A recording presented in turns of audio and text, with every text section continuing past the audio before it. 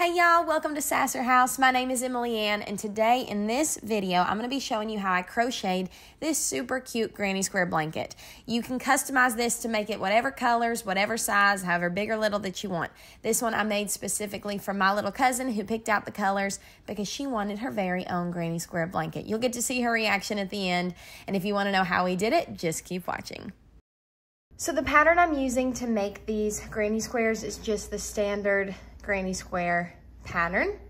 And as far as my color scheme goes, what I decided to do is whatever the center color of the granny square is, that is what I did on row number 5. And then I did all of row number 6 in the dark purple, and I'll sew them together in the dark purple as well. Now you don't have to do that. You can do whatever colors you want. You could do it in whatever pattern you want. That's the fun thing about granny squares, is it can be whatever you want it to be. But if you would like to make one like this one, then that's what I'm doing. These colors were picked by my cousin, my little cousin who I'm making this for, and she loves dark purple, light purple, pink, and golden, she said, which I didn't have a golden yarn, so that's the closest thing I've got to golden for her. I'm using size medium for yarn, and I'm also using a size 5mm crochet hook. If you want to use a 5.5mm or a 6mm, that will work as well. You'll also need a pair of scissors as well as a yarn needle. If you've made these squares before, then you just need to make a standard granny square that has 6 rows. If you have never made these before, then I'm going to show you real quickly how you make them. Start with a slip knot, and that is just where you pull the yarn into a simple little slip knot like that. You're going to put the yarn on your hook, and you're going to do a chain of 4. Once you have your chain of 4, we're going to go into that very first chain, and we're going to work a slip stitch.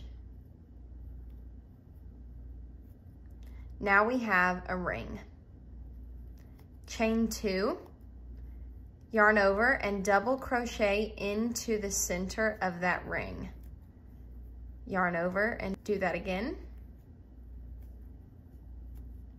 So that first chain of 2 counts as a double crochet. Now we've worked 2 more double crochets, and all around this blanket we are working clusters of 3 double crochets together. And that's what gives us all of these little clusters of double crochets. So now we need to chain 2, work 3 more double crochet into the center of that ring that we made. Chain 2, and this is us turning our corner. Work 3 more double crochets.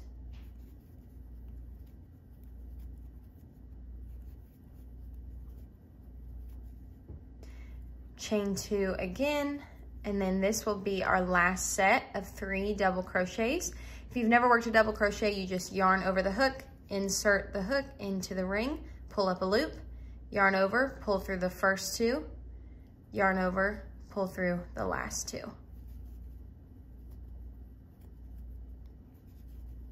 We're going to chain 2 so that that'll turn that last corner, insert our hook into this top chain space and work a slip stitch to finish off our first round. So now you need to yarn over and pull through and cut your yarn so you can change colors, and that'll tie everything off. So back here we have our ends. I like to weave those in at the end. You can weave them in before if you would like. It's all personal preference. So when it's time to add a new color of yarn in, there's a couple ways that you can go about this. I like to just literally insert my hook into this corner space that we made, put a loop in the new color, and pull it up. Sometimes I even twist the tail and the working yarn back here, and that holds it secure enough for me to chain 2 and join it. If that makes you nervous, you can literally pull your new color through and you can tie a knot.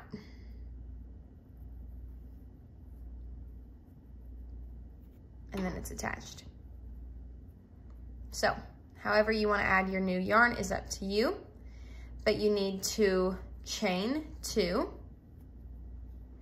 and then into each corner space that we made, we're going to work 2 clusters of 3 double crochet. So we just got our first one done, and we're going to chain 2 in between them. I'm working into that same corner space, work another set of 3 double crochet. Now, moving from corner to corner, we're not going to chain or do anything. We're just going to go straight into this next corner space. So yarn over, insert your hook into that next corner space, work 3 double crochet, chain 2, and work 3 more into that same corner space. And as you can see, we're just adding on to our square. Once again, we don't need to chain, we just go straight into that next corner space. The only time you chain 2 is when you are turning a corner. So that's what we did just there, and now we're working another round of 3. Now we're working into our last corner space.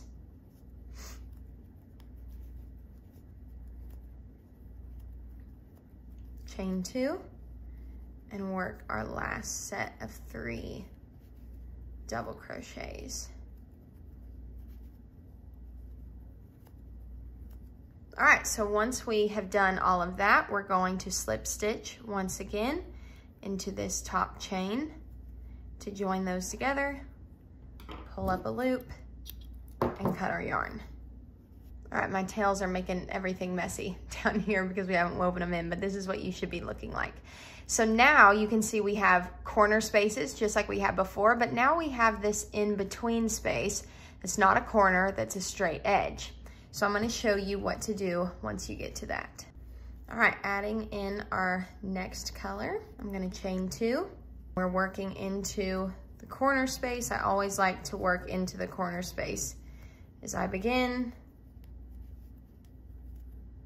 So just keeping that same pattern going of a cluster of 3 double crochet with a chain 2 to turn that corner. So now we've made it to our first straight edge. So in this spot, since we're not turning a corner or anything like that, we do just like we did in between this space and this space. We're not going to chain, we're not going to do anything like that. We're just going to go immediately in to that next opening, and we're going to work 1 set of 3 double crochets. And then we go immediately into the next corner, work our first round of 3 double crochets, chain 2 to turn the corner,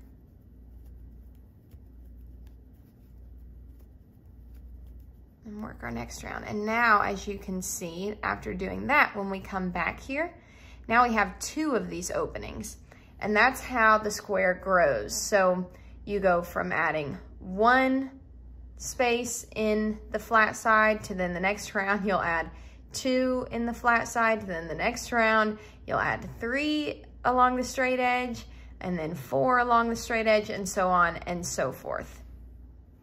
And that's how your square will grow. So you just continue this process until you make your desired size of square. I have done this exact pattern and made a massive just granny square blanket all out of 1 granny square, where you basically just continue this pattern right here and you make it as big as you want to make it. So the possibilities are endless with these squares. You just continue that pattern. The only thing that you need to keep your eye on is where your corners are to make sure you're always adding in those turning chains of 2 to round out your corners. So just continue this process until you have all 6 rows done, and I'll show you how to weave your ends in. So weaving your ends in is not complicated at all. You just need to take an end and put it through your yarn needle. And what I like to do is go down and through the stitches that we've made. And we're doing this on the back side of our project. Make sure that you are on the back side of your work. So run it through those stitches, pull it through, but don't pull it too tight so you don't misshape your square. And then go back in the other direction and pull that through. Now for this one, it was kind of laid under those stitches, so it's already technically kind of been worked over in one direction. So I'm just going to work it one time through the opposite direction to make sure that it's good and secure and hidden. And then you just take your scissors and you snip those ends, and then you move on to the other ends. The only downside with granny squares is you do have quite a few ends to work in, especially if you are changing colors, but this goes by really quickly and it's very simple to weave them all in. Once you have woven all your ends in and your square is complete, you'll just keep making these squares until you have enough to make the desired size blanket that you would like to make. Once you have all the squares done to reach the desired length and width of your blanket, my blanket is 4 squares by 7 squares. It is time to start joining these together. Now this blanket is for a 4-year-old, so that is why it is a smaller blanket. If you are making this for yourself or for a throw for your couch, I would definitely recommend adding some more length to it and maybe some more width to it. So I like to join my squares using a slip stitch join, which you do by using your crochet hook and not by using a yarn needle. There are all kinds of ways to join your squares. And if you want something more invisible, then I would definitely use a yarn needle. But for me, I really wanted to see that cute little braided detail in between all of my squares. So I have all of these joined, and the best way that I can recommend for you to join your squares is to take 2 squares side by side and decide which way you would like to go first. So I did my width first, and then now I'm doing my length. But first I went through and I sewed 2 squares together all the way down, and then I added on another row, and then added on another row, and I kept going until I had them all sewn together widthwise.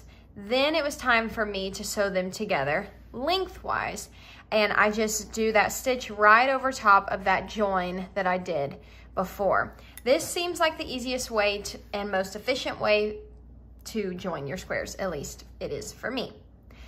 So I want to show you how I do this join. I have obviously already done most of the blanket, but I have my yarn here. You can do this in a different color if you want that little braided detail to pop, but I just wanted it to be in this dark purple color because that is my little 4-year-old cousin's favorite color, so that's why we are doing these colors.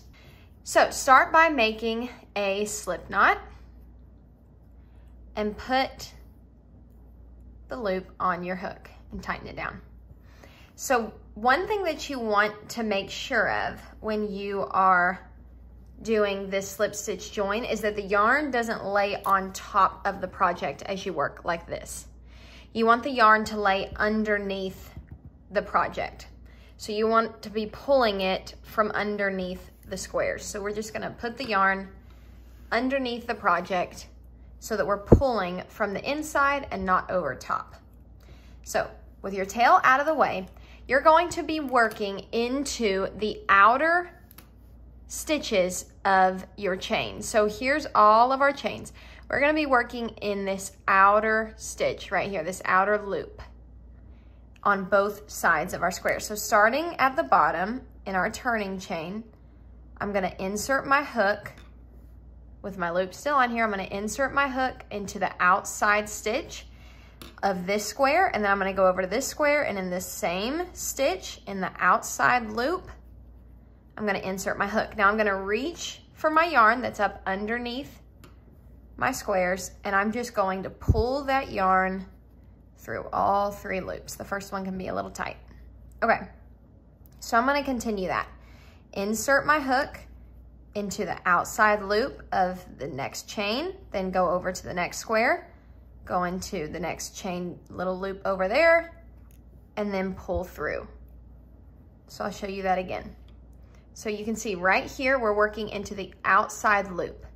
Now we're gonna go over here into that same stitch. You wanna make sure you're lining up every stitch just in the outside loop, insert that hook, put the yarn over, and pull through all 3 loops.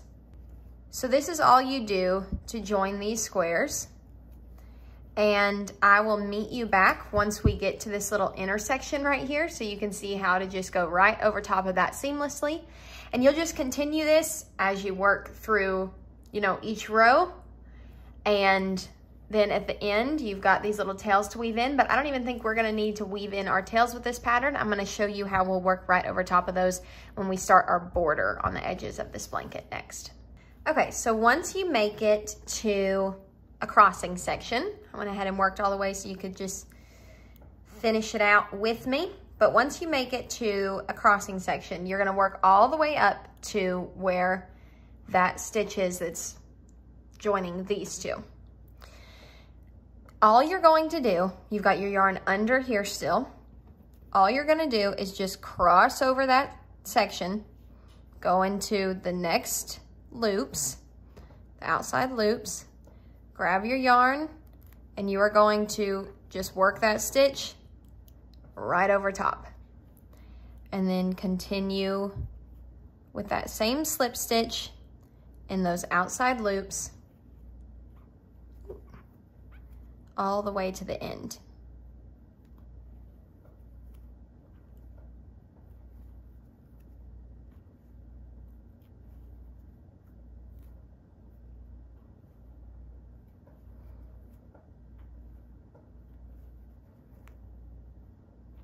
Once you make it to the end of any of the rows that you are working with your slip stitch, just pull through a loop and pull a knot to secure it.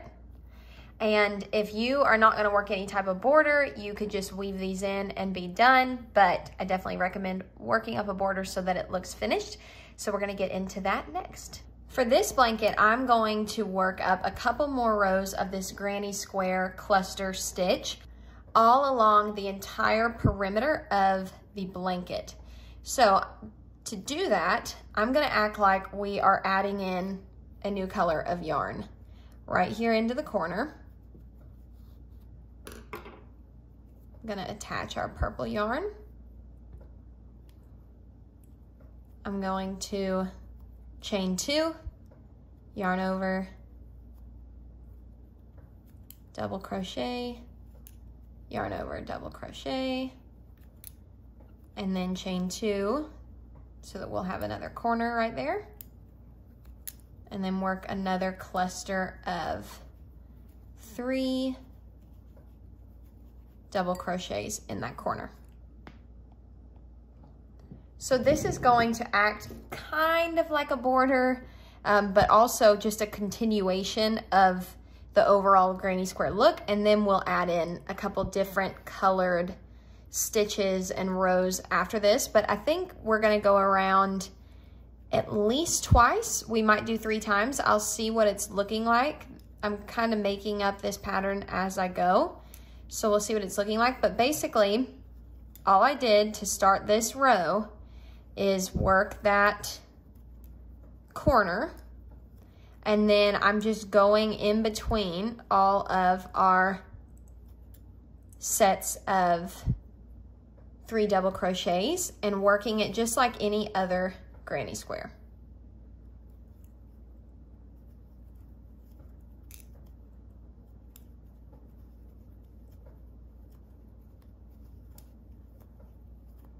So as you work down your square and you get to a place where your squares meet up and you have these 2 corners that are up against each other, all you need to do is work 1 set of 3 double crochets into one of those corner spaces. And since it's a straight line, we're not turning a corner or anything. We just go immediately into that next corner space.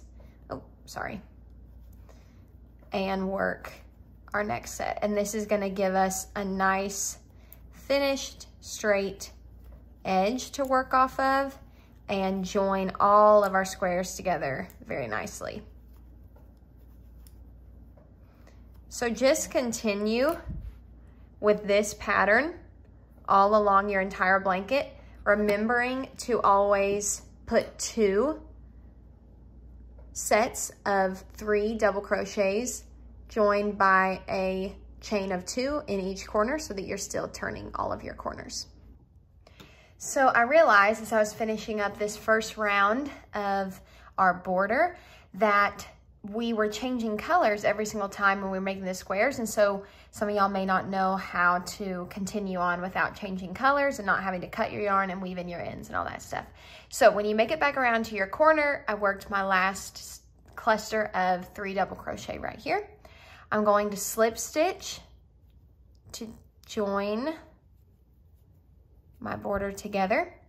And what we're gonna do, since we can't work a cluster right here and we can't just go right here, is we are going to chain 2, which is going to count as a double crochet, but then we are going to go straight into our corner.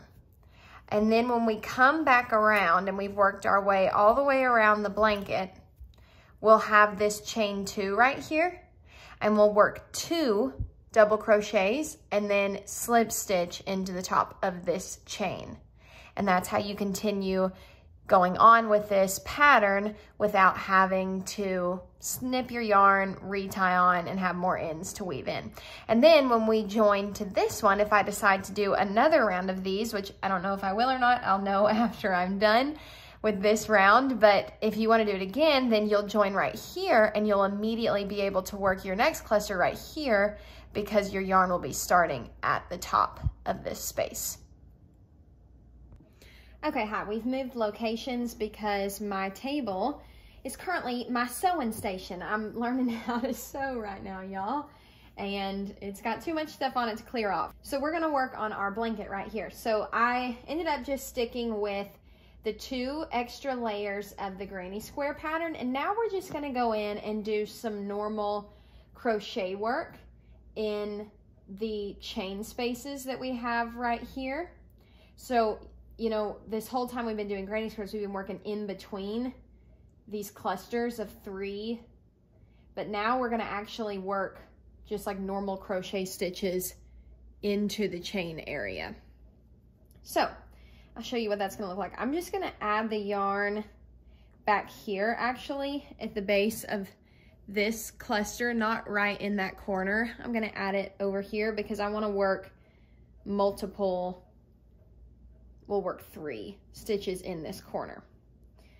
So I'm just inserting my hook into that chain space. I'm gonna pull out a little bit of a tail, and I'm going to chain 2 because I'm gonna be working half double crochet. So all you have to do a half double crochet is yarn over, insert your hook, pull through, and you've got 3 loops on your hook, and it's like the double crochet we've been doing, except you pull through all 3. So it's like half the work. So you just insert your hook, pull up a loop, 3 loops on your hook, yarn over, pull through all 3. So when we get to this chain 2 area in our corners, I'm just going to actually insert into the actual space, not into the chain space, but into that open space, because that's just going to give us a neater project. But now we're just going to go down the entire side of the blanket, inserting our hook into each chain and working a half double crochet. Okay, for the second row of the border, I've already started it because I could not decide. I was going back and forth. I did like 4 different stitches and I couldn't decide what to do. When I added in the pink, I felt like I was losing a lot of the yellow. It was just disappearing on me. And so what I decided to do, we did our yellow in half double crochet. And when you work half double crochets, you have your top of the stitch space right up here. But right behind the stitch is a 3rd loop back here. So you've got this loop back here, but then you've also got your normal loop that you would normally work into. So what I'm doing to make that little V stick out is I'm working a single crochet into that 3rd loop, or the back loop, or whatever you want to call it. But it's not this back loop at the top, it's back behind it. And the half double crochet is one of the only stitches that gives you this third loop in the back. So we're basically just looking behind our row and working a single crochet all around the blanket. All right, so I'm continuing the border on this project, and since it's just another single crochet stitch, I just added in a blue color and I am doing a single crochet stitch. I think I'm just gonna do single crochets throughout the end of this border, but if it changes, I will let you know. I finished out the rest of the border with 5 rows of single crochets. Now you can do whatever you want to do, but I liked the look of the 5 rows. Then we got to go deliver the blanket to my sweet little cousin, Langley James. Well, we've got our blanket done, and Miss Langley James has her blanket, and we're all snuggled up in it. Do you like it? Yeah, you like it? I did. Yes.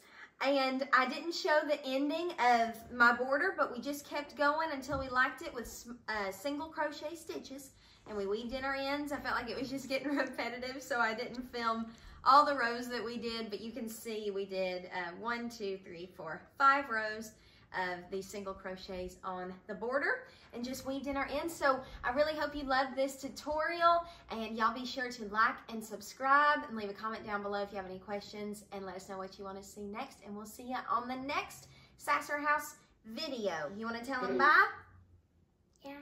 All right. Say bye.